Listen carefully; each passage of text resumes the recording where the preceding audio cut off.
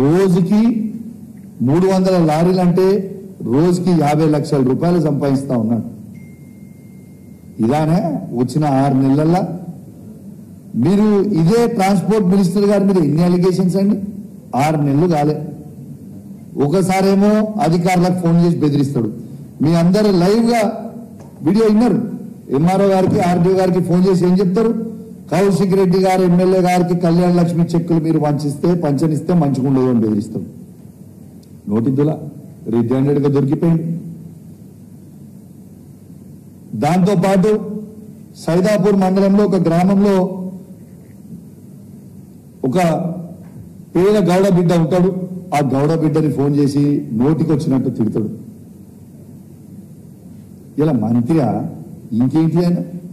లేకుంటే స్టేజ్ మీద ఉంటాడు, కార్యకర్తల కడుపులో డిషుమ్ డిషుమ్ డిషుమ్ డిషుమ్ అని కుదురుతాడు. What is this? ప్రెస్ మీడియాలో పోతాడు, ప్రెస్ మీడియాలో ఎవరైనా క్వశ్చన్ అడితే అంటాడు. అరే ఇదేంటి భయ్? What is this? అంటే ఇంత జోకర్ అయిపోయిండు. ఈ స్కామ్ గ్రేస్ ని నిజంగా కాంగ్రెస్ స్కామ్ గ్రేస్ గా మారిపోయింది. ప్రజలందరూ కూడా మిమ్మల్ని గమనిస్తా ఉన్నారు. మీ అందరికి కూడా చెప్తా ఉన్నాం, ఖచ్చితంగా మీ అందరికీ కూడా ప్రజలు గమనిస్తా ఉన్నారు. మీరు రాబోయే రోజుల్లో తీవ్రమైన పరిణామాలు కూడా ఎదుర్కోవాల్సి వస్తుంది. అధికారులకి ఫైనల్ గా ఇంకొకటి చెప్తున్నా. అధికారులకి ఎగ్జాంపుల్ మీకు ఆంధ్రప్రదేశే 2019లో వైఎస్ఆర్ కాంగ్రెస్ పార్టీ గెలిచింది. ఆ రోజు తెలుగుదేశం పార్టీ మొత్తము 23 సీట్లకు పడిపోయి కిందికి పడిపోయింది. అధికారులు ఎటువాటు చేసుకుంటే 5 సంవత్సరాల తర్వాత మళ్ళా తెలుగుదేశం పార్టీ వచ్చింది. ఇలా మీ పరిస్థితి ఏంటిదాడా ఆంధ్రప్రదేశ్ అధికారులు?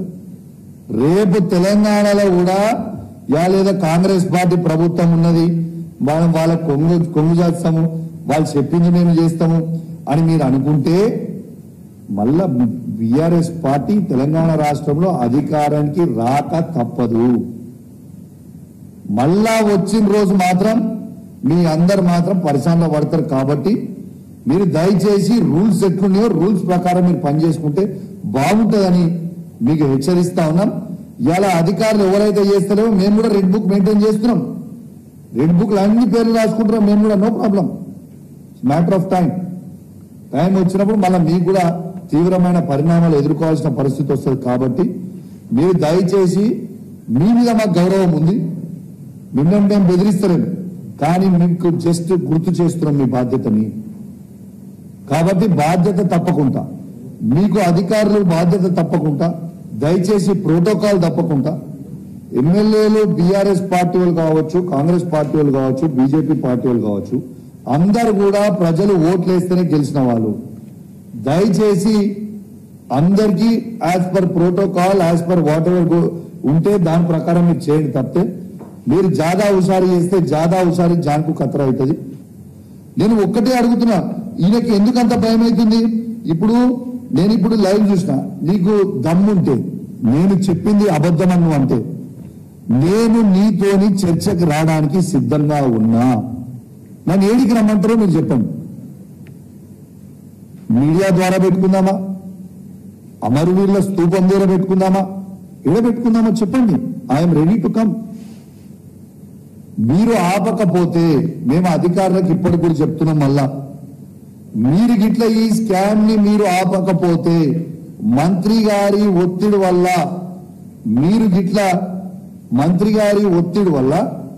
మీరు గిట్ల ఇవి ఆపకుండా అట్లనే పెడితే ఖచ్చితంగా నేను చెప్తా ఉన్నాను, రేపు మేము మా కేసీఆర్ గారి నాయకత్వంలో ఎమ్మెల్యేల బృందాన్ని వేసుకొని ఎన్టీపీసీ నుంచి ఈ వరకు మొత్తం తిరిగి లైవ్ గా అందరం కూడా మళ్ళా చూపిస్తామని కూడా ఈ సందర్భంగా మీకు తెలియజేస్తా ఉన్నాను.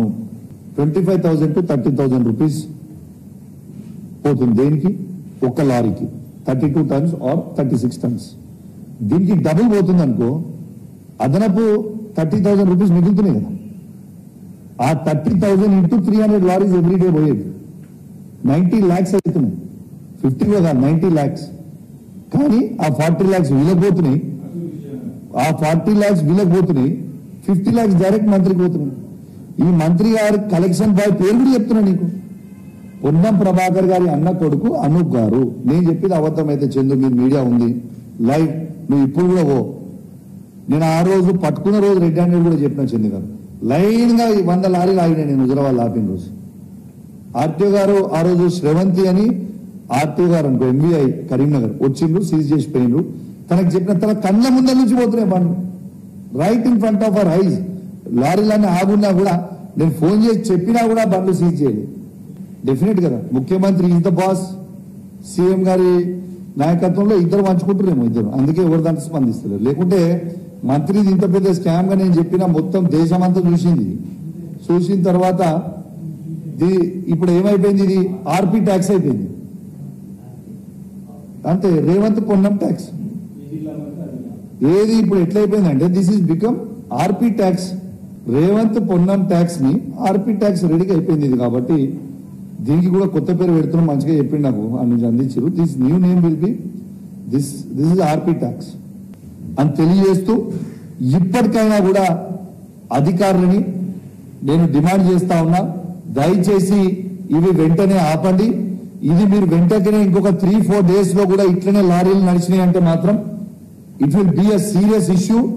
ఇక రేపు లా అండ్ ఆర్డర్ అదుపు తప్పితే దీనికి బాధ్యులు మేము కాదు, ప్రజలు గారు, దీనికి బాధ్యులు ట్రాన్స్పోర్ట్ మినిస్టర్ గారు, దీనికి బాధ్యులు డిటిసిలు, దీనికి బాధ్యులు ట్రాన్స్పోర్ట్ కమిషనర్ గారు, ప్రిన్సిపల్ సెక్రటరీ గారు, ఆర్టీఓలే అవుతారు.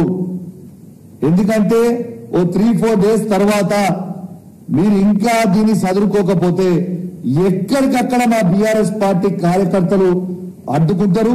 మీరు చేసే డ్యూటీ మా కార్యకర్తలు చేస్తారని చెప్పి కూడా ఈ సందర్భంగా అధికారులకు కూడా హెచ్చరిస్తూ, ఖచ్చితంగా దీన్ని వెంటనే ఆపాలే. దీన్ని ఆపాలంటే నేను పనికి ఆపమంటలేను, as per norms, as per rules ప్రకారం పోవాలి తప్పితే మంత్రి గారికి జేబులు నింపడానికి కాదు.